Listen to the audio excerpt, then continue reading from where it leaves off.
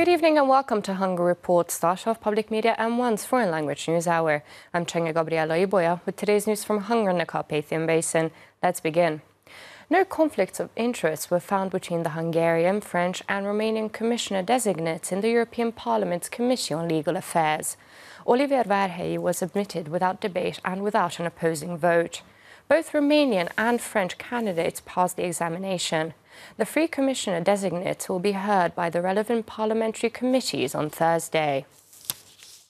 I would like to state that without a debate, Oliver Várhelyi's nomination has passed the conflict of interest investigation with a unanimous vote, which means that it's possible to have a hearing with the Committee of Foreign Affairs on Thursday.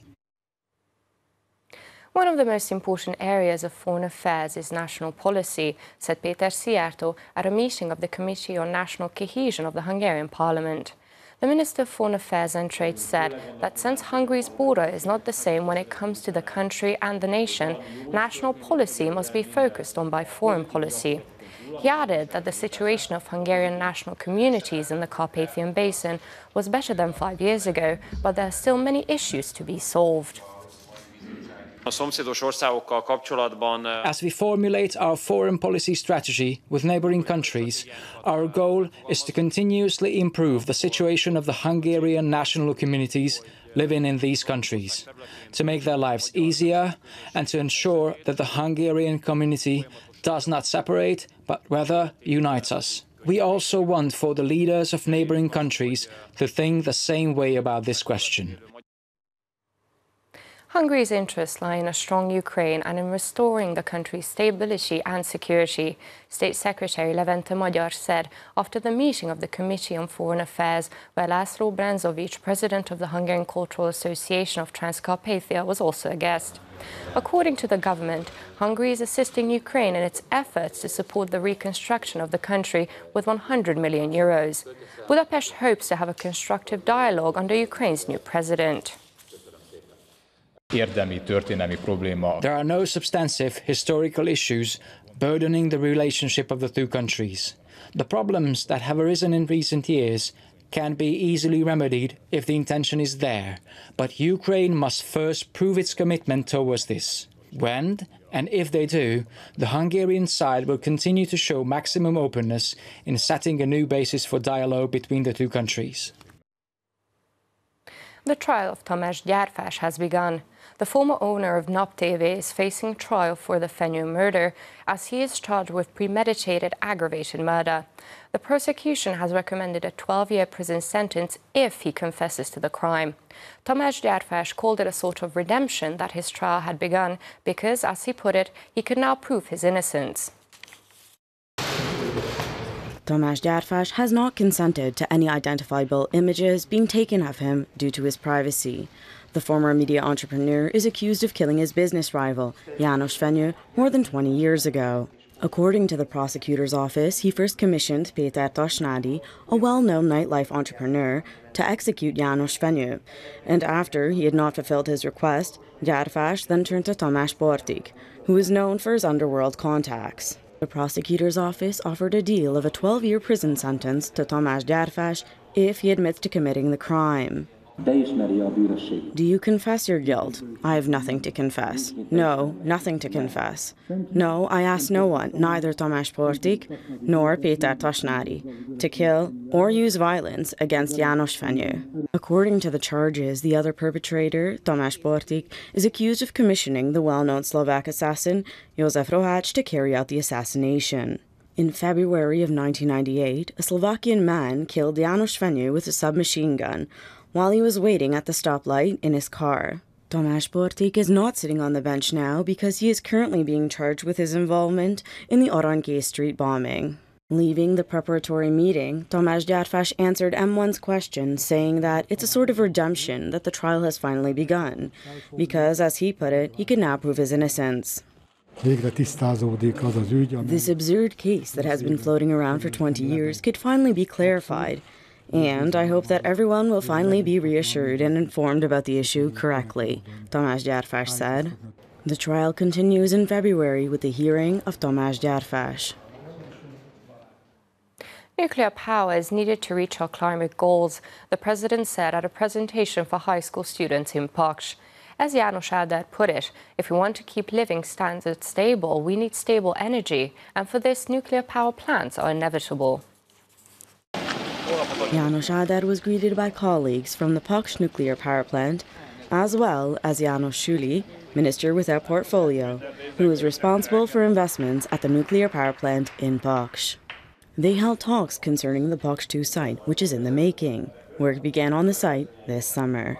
Európa egyik legbiztonságosabb atomerőműve. János Áder said that the plant in Paks is one of the safest on the continent. The president held a presentation at a vocational high school, namely the Energetikai Szakgimnázium for students.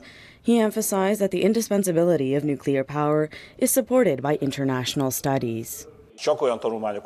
We only read documents written by the OECD, the scientific panel of the UN, or by the International Energy Agency, which said that without nuclear energy, the Paris Agreement's goals will not be tenable. Why? Fundamentally, we are in need of basic power plants, János Áder said.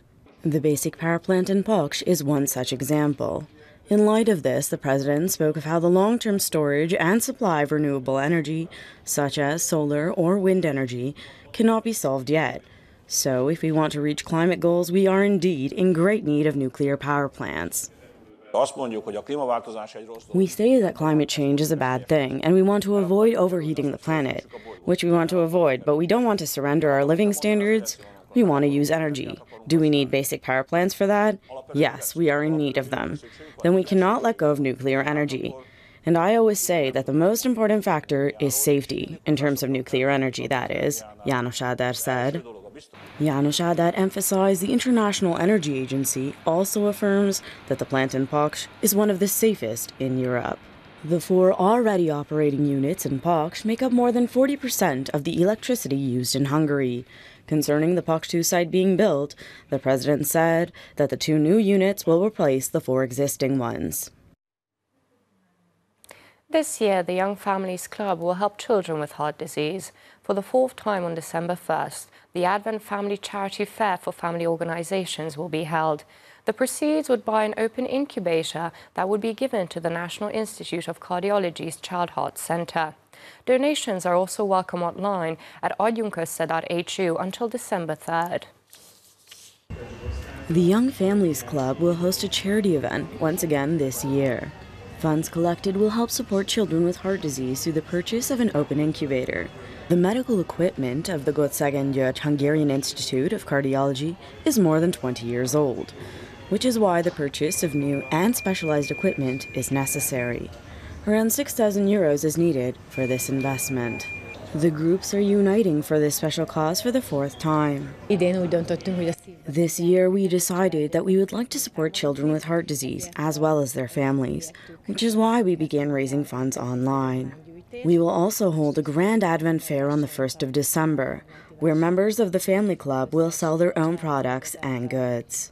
All funds gathered will be donated to children with heart disease, Nóra Király said.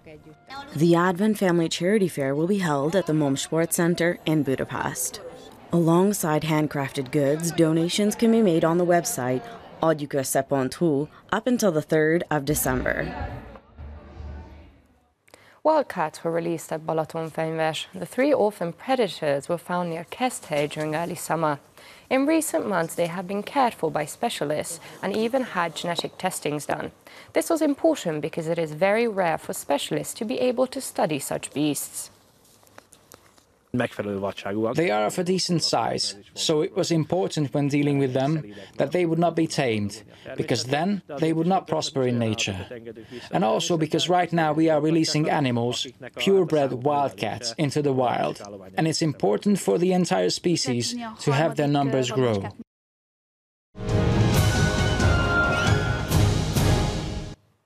An exhibition on the heroes of the 1956 revolution was opened at the Veritas Historical Research Institute and Archives. The painting and sculpture collection is titled The 23 Heroes of 56. It was first presented to the public on the 60th anniversary of the revolution. It depicts the lives of politicians, rebels, soldiers and churchmen. A European bison was born in the Nyíregyháza Zoo for the first time. The calf is developing nicely and is already brave enough to go into its runway, which means visitors can now admire it. There's 5 of the species living in the zoo together with the little one. The European bison, the largest mammal on the continent, is now almost completely extinct due to intensive hunting.